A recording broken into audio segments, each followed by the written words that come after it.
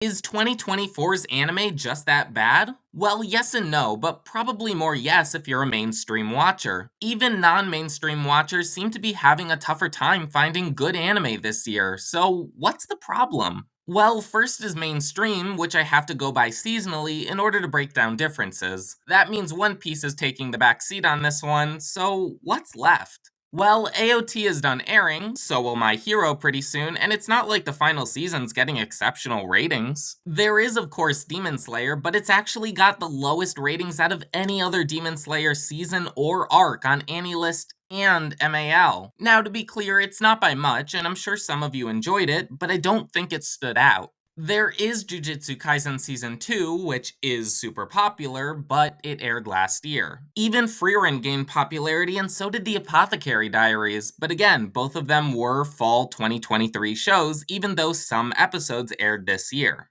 As for what actually is popular this year, we've got Solo Leveling, Kaiju Number 8, Konosuba, Coat, Mashley, and Windbreaker. Now they're all pretty good, but they're probably not as eye-catching as other years that had more iconic shows like AOT or The Promised Neverlands. To be fair, Oshinoko is airing Season 2 right now, but it is worth mentioning that Season 2 or 3s of popular shows normally don't supersede at least the popularity of the first one. Of course, that doesn't mean future seasons can't do better, but at least this year, no new season stood out, except for unpopular shows. The big two that stood out the most are Sound Euphonium Season 3 and The Dangers in My Heart Season 2. Seeing as they're both the current highest rated shows of the year, you'd expect them to be more well known than they are. The issue is 1, they're not the first season, and 2, not as popular of genres. Now, I think we can all agree music rarely cracks the mainstream charts. Of course, the harder you look, the more you'll find, like Bocchi the Rock or K-On! I know some might say romance is super popular, and it is to an extent, but realistically, it'll always be in the action genre's shadow. The best you'll get are shows like Toradora, Love is War, Horimiya, and My Dress Up Darling, in terms of popularity.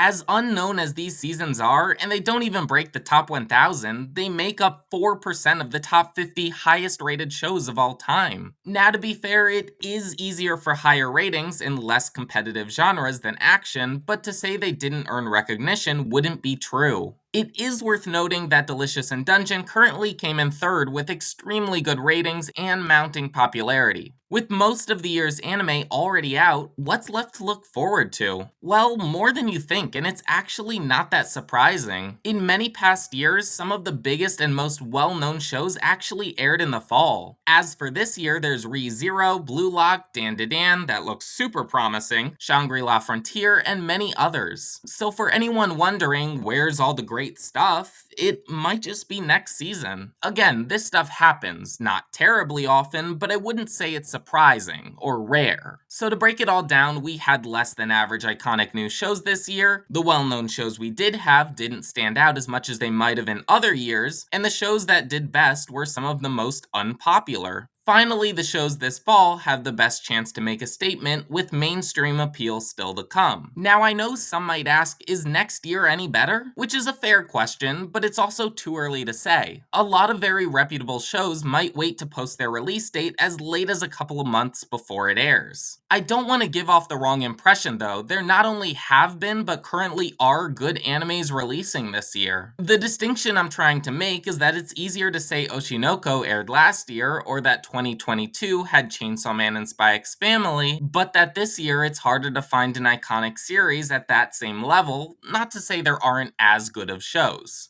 Again, big thanks to you, the viewer, for watching till the end. I hope you enjoyed, and I'll see you next time.